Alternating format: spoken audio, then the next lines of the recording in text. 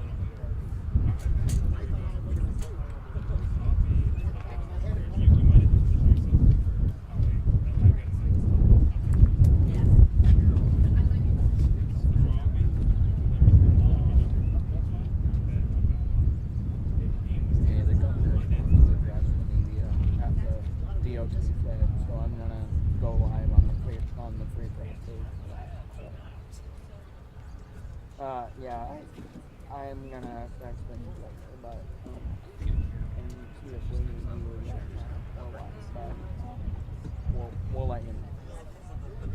You bet, bye. Right. Yeah, you got this extra thing. Did you buy that for yourself? Or you have the station, right? No, this one is just there. Exactly. Really? Oh, yeah. Really good.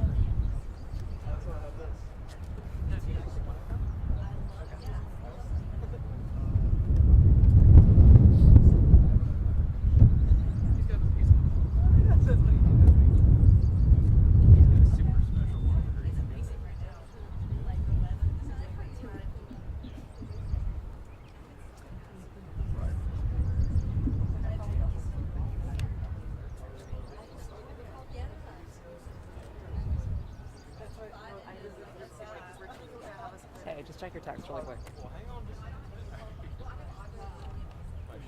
Originally, we were gonna have some.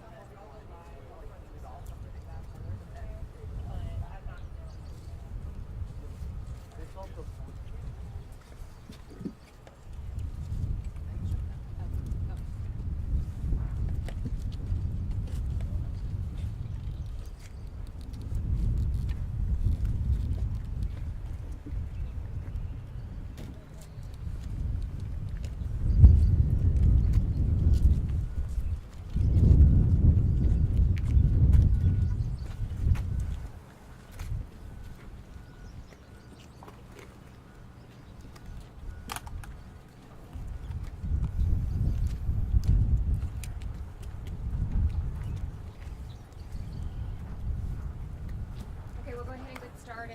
First of all, I want to thank you all for being here. Of course, tragic events that hit the state of Iowa last night across the entire state. We are on site this morning. Just really, once again, just to see the resiliency of Iowans. They are moving forward. The cleanup that has already taken place from last night is incredible. I'm going to have Representative Sorensen talk a little bit about what he was on site last night and just what it looks like this morning. But I want to give a shout out to the community and everybody that has responded.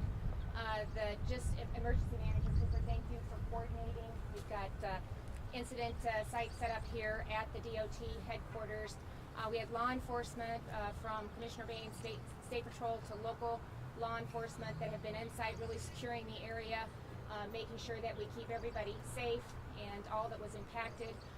We had life flights in. We have been able to remove people that were impacted last night and get them to the health care that they needed to receive to other hospitals, other areas of the state. So they stepped in and did a really good job in really making that happen as well. You know, it's just been a month out since Minden and Shelby County and the tornadoes that hit our state at that point. They continue to walk through the recovery. Again, just incredible, the response, the volunteers, the community, the outpouring of help. In fact, we're probably going to hold on a lot of the volunteers for today because we want to continue to go through the debris and the cleanup and make sure that we're doing the jobs that we need to do right now. But incredible response from other EMS providers, directors, communities across the state have been on site and ready to help, and we just so grateful for all of their response to this incident. So, you know, we talked to a couple of people that have been impacted, again, in good spirits, grateful, digging through and looking forward. So I thought at this point, I thought I'd give Representative Sorensen a chance to talk a little bit about what you saw last night. This is your community, so you kind of give a unique perspective. Yeah, it was one of those things where I was painting in a church in Fontenelle and kind of keeping an eye on the weather and keeping on the phone with my wife, and she told me it was getting pretty bad over here and started getting calls from some friends and family, and so I kind of chased the tornado into town and out of town and just pulled into the bank parking lot. And you know, there's incredible common sense in this community. There's incredible resolve. People were already getting to work clearing debris out of the roads. I mean, everybody that brought a skid loader in, thank you a million. I mean, that was a way to clear the streets and make it accessible for emergency personnel. Everybody became little makeshift ambulances. We pulled a guy from the rubble and put him on a little makeshift stretcher that we made, threw him in the back of a truck of a guy that isn't even from Iowa. And we just made our way to the lumber yard, which was the makeshift hospital. And so, you know, as I toured around with the governor, I told her, I kind of wish you were here last night because, I mean, we've already done so well. I mean, this community has already done so well at just cleaning up the streets and getting to work on rebuilding. You know, we may be turning volunteers away for now, but I know news and things like this are easy to forget. Please don't forget about us. Please continue to send volunteers and be at the ready, because we will need just hands on deck and chainsaws and whatever we need to, you know, heavy duty trucks to get this stuff out of here and get started on the rebuild. So that's and that is just for today on the volunteers. So thank you for making sure that we clarified that. We just need to stabilize some of the debris today and what's Yes. taken place. So I want to give you an update on what we were able to do last night. So as the governor, I issued the disaster proclamation, and that makes available not only individual assistance for those that have been impacted, but also state resources. So that will allow DOT to get on the ground and help remove some of the debris and just help with those, eliminate any barriers that they might have in connecting with our state resources. DNR is on site and they're helping direct where we take the debris to so that we're doing that appropriately. Director Benson is already working with FEMA. I spoke to Administrator Criswell this morning. Had a call and a voice message from her the minute I got up. Was able to contact her. We indicated that we will be putting forth an expedited presidential declaration. We're hoping by no later than tomorrow we'll have those numbers in so that we can get them to the White House and get a presidential disaster declaration as quickly as possible. We're going to file for individual assistance again and public assistance. As you know, the hospital was damaged, and so we want to make sure that we're providing resources for them as well. That also opens up SBA and other opportunities. There's been ag damage again, just like we saw in Shelby and in Midden, and so in Pot County. And so we'll again probably, hopefully we'll qualify for USDA assistance as well. But all of that is in the works. You know, unfortunately, we have a lot of FEMA personnel on the ground right now. So John, I think you'll be able to coordinate with your team and really simplify that process. Instead of making a two-step process, we'll hopefully be able to do it together, and we can get them the numbers as soon as possible. So I really do appreciate Administrator Criswell's outreach and willingness to be on the ground and to do everything we can to get this on the desk of the White House and get that approved so we can get the additional resources that those have been impacted are going to need. John, is there anything else I need to address? No, I think you've covered it. Okay. You give me a good timeline. I'll meet it. Okay, yeah, we're going to be aggressive. You know, we can turn these around fairly quickly, and so I'm sure, especially after looking at the amount of devastation the community has flattened and the debris. You know, if we qualified in Pot County and in probably in Shelby, we're gonna qualify again. So we just need to turn that around as quickly as we can so that people know here are the resources that are available. Anybody else have anything to add? Governor, can you update us on the number of fatalities and injuries? No, not at this time, because it's still a search and rescue and we don't want to give out any misinformation, and so that's one of the reasons that we're keeping the site secure. So when we have those numbers, we'll be sure and get them to the media, but at this point we're not prepared to address that because it's still a search and rescue. Are people still missing? It's still a search and rescue, and so we're going to continue to do everything we can to monitor the area. Do you have any? With it still being a whole coordinated search, that's the whole methodology that we're looking at with being so controlled with who is allowed in at this time. It is still a search mission as far as we're looking to make sure all residents are accounted for. When we have this many homes that have been destroyed and just fully demolished, we want to make sure that every resident, every person is accounted for. So we're going to continue doing that, and then once we have those numbers, we will send that information out. Do we know how many people have been displaced from their homes? No, that's all still part of what we're still fully gathering. We were told that the square was largely spared, but were any historic landmarks, important buildings hit? I would say a lot of the important landmarks for me, just the skyline of the trees. You know, there's so many old historic trees in town that are gone, and not to downplay people's houses completely destroyed, but that to me is part of the history of Greenfield, are some of those old trees, and it's a completely different town now. I mean, there are just slabs in a lot of the homes. I was glad that it spared the grandstand at the fairgrounds, because that's another historic grandstand, and so that we've been lucky there. I also want to the hospital did a great job too of just dealing with those that have been impacted and really working with Life Flight. We had 4 Life Flights land last night, so incredible response from that perspective too, to get those that were injured to safety and to critical resources, and so really appreciated what they were able to do. I think several of the surrounding hospitals were able to take some of the patients, as well as, of course, Des Moines was able to take some of the patients as well. Just your gut reaction to seeing It's just gut-wrenching. I mean, I was just in Minden, as I said, 3.5 weeks ago, and that was horrific, and I think there's even more debris and just more more impacted here, so it is just horrific. It's hard to describe until you can actually see it, the devastation. And it's just, but at the same time, I can't begin to tell you just how heartwarming it is to see just everybody out there helping each other. A friend was going through a neighbor's place looking for photos and just personal items that she could get back to the owner. So you just see that over and over, and just the amount of people willing to step up and step in. I think Representative Sorensen talked about somebody that wasn't even from Iowa that had a truck that made a makeshift to get somebody that was impacted to the resources that they need, to the healthcare that they needed. So you just see that over and over, and it's just, it's heartwarming, it's not surprising, it's incredible. It's one big, I've always said Iowa is one big community, and we certainly see that in times of tragedy, and we're witnessing it again, but it's horrific. Tim Holland spoke about Mendon, and your state is used to tornadoes, but Governor, what would you say to people who feel like they're seeing an increase in the frequency and the severity of these storms, and they're scared? Yeah, well, I think, you know, it's cyclical. So at times we kind of were under what the average was, and sometimes then people step back and maybe don't take things as seriously. Now we're above what the average is, and so my advice would just be, when you hear these warnings, it is incredible. I want to give a shout out to the Weather Service too. They were able to track this storm, and they were almost to, I mean, a half an hour, if not even closer than that. Incredible, really giving advance notice, letting individuals know when it would hit and where it would hit, and they were almost spot on. And I tell you, the other reason that was so important, that we were able to just really pinpoint it that closely, we had a lot of kids still in school.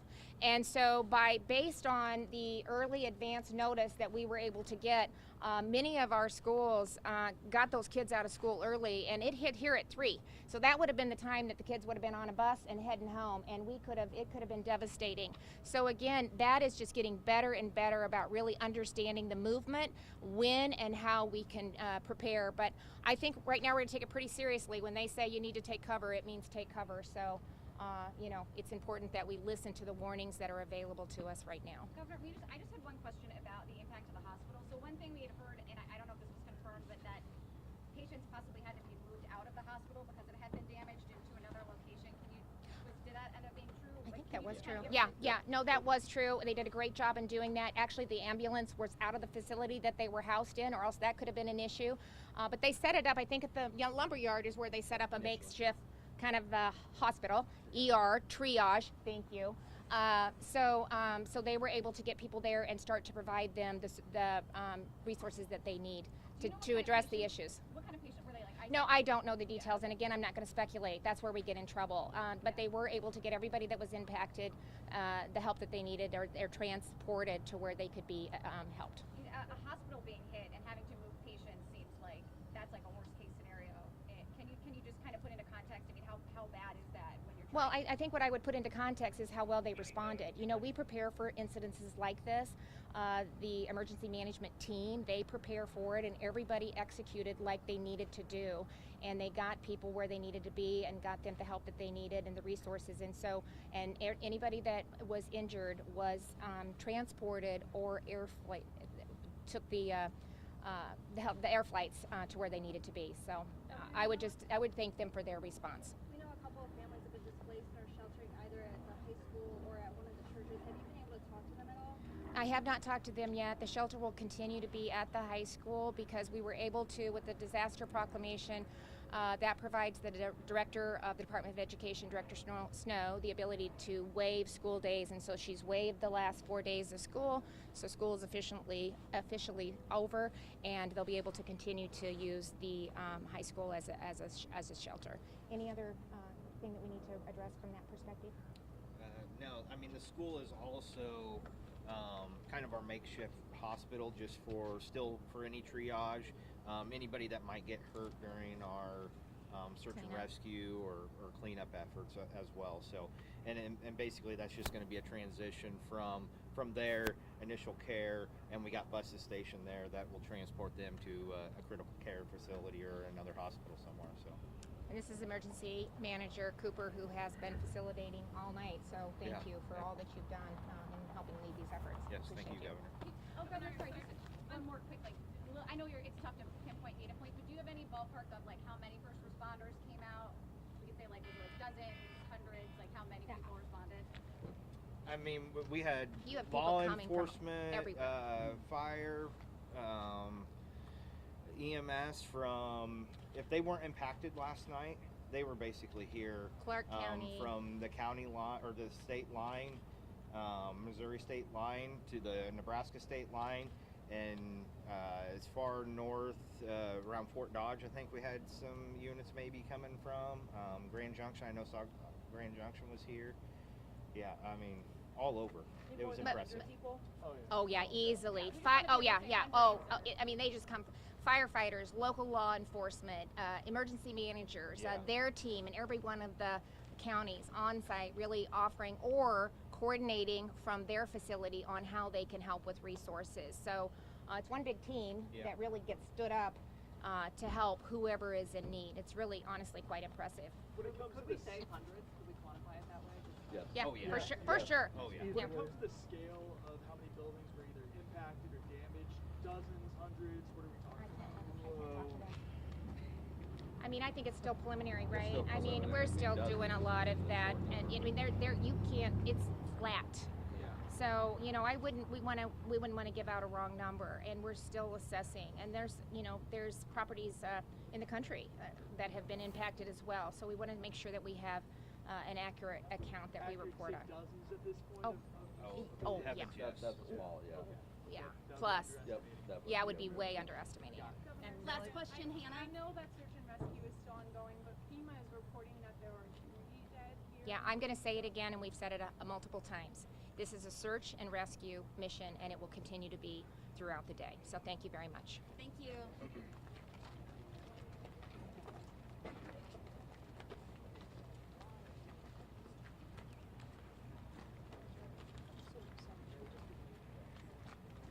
Give me a few minutes. Everybody just give me a few minutes, gather a few things, and then I will touch base with you, and then we'll work on getting into town here. So just give me a few minutes to gather some things, and then, we'll be following law enforcement in. Yep. All right, so we can just get set for that. So yeah, just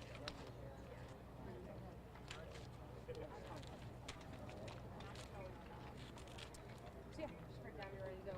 Let's focus on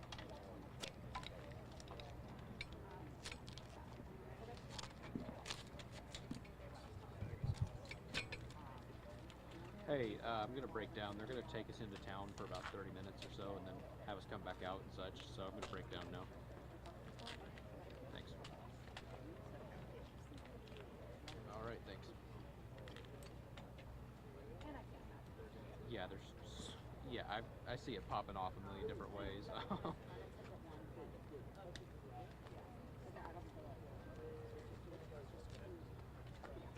Cassie told me about 11, I think. Yes. And then also, I'm clear from the top of the hour.